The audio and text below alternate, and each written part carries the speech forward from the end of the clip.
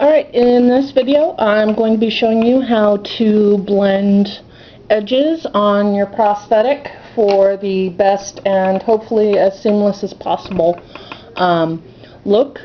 I'm using Ben-Nye clear latex. That means it hasn't it's just clear, it dries clear, maybe slightly whitish, but it has no coloration.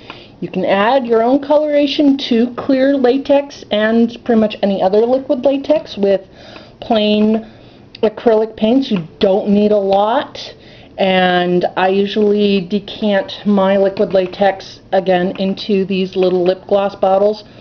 Make sure you note what is liquid latex and what is your glue, because they look pretty much the same. So, in the last video, I did this. What I'm going to be doing now is I'm going to be getting rid of some of this makeup because it's going to get in the way of me applying the liquid latex, and we don't want that. So, I'm just taking the rubbing alcohol and going around the edges and taking off that excess.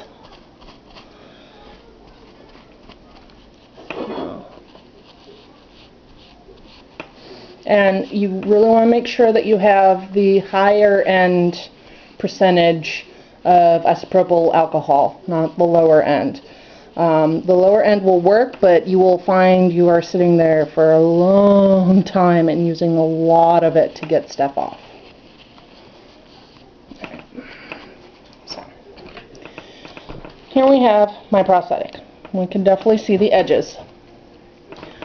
This is my liquid latex, and it's lovely little... Okay, yeah. I had to check to make sure it was still liquid. So, I am going to be building up along this edge here to blend. You can also use, to some extent, liquid latex to apply your prosthetics, but it does not last nearly as long.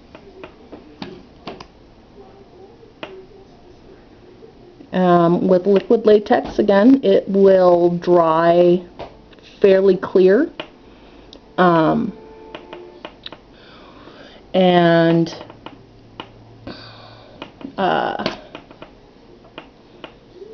you want to put several layers on when you are applying it.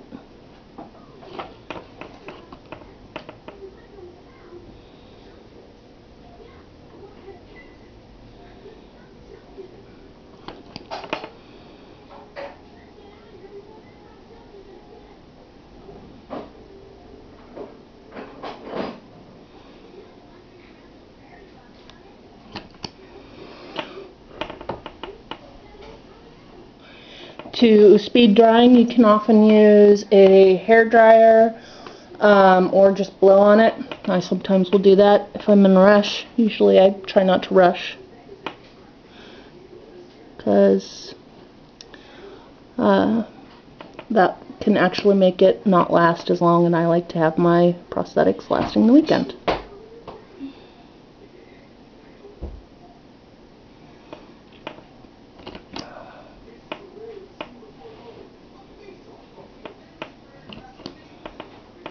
What I'm doing is I'm taking big glops from my container of liquid latex and dabbing it on around the edge so that it'll be thick and have a better merge of skin to latex. That little bit was some dried latex that was stuck from inside my tube. So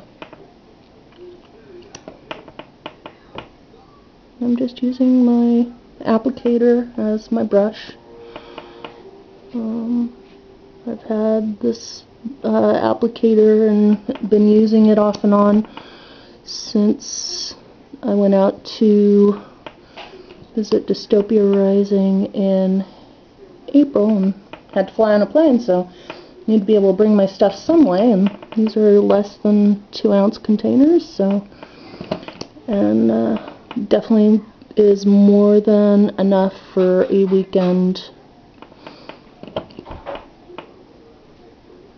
of playing a retrograde Z-face thing.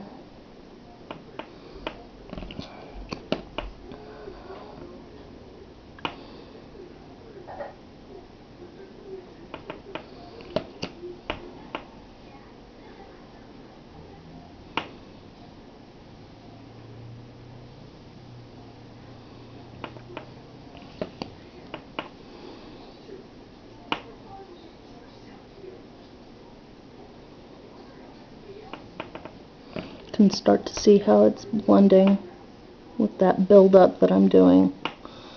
I'm just going back over and back over and back over. Just doing this one area instead of the whole prosthetic to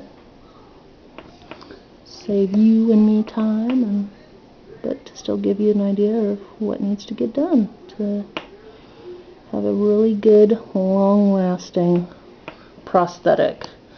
The liquid latex around the edge will also help to keep your prosthetic edges on and your prosthetic as well.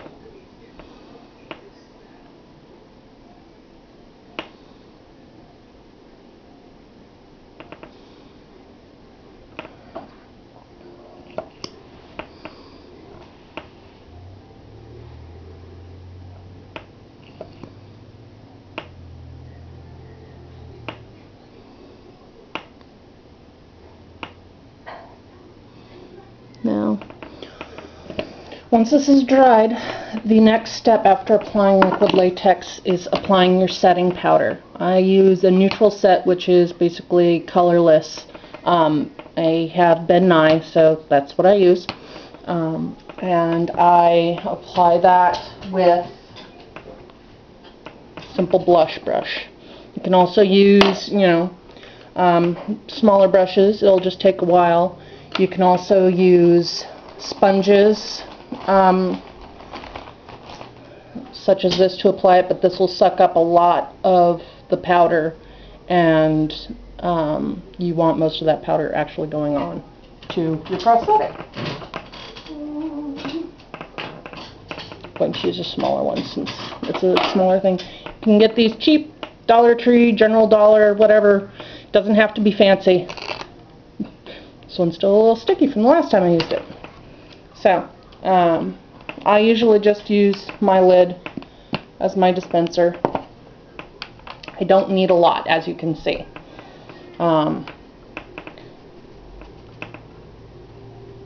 As you can see, this is not quite done drying. The white spots are proof that it's not quite done. So, just gonna blow on it. The thicker the area is, the more difficult, or the longer it'll take for it to dry. So I'm just gonna blow on it.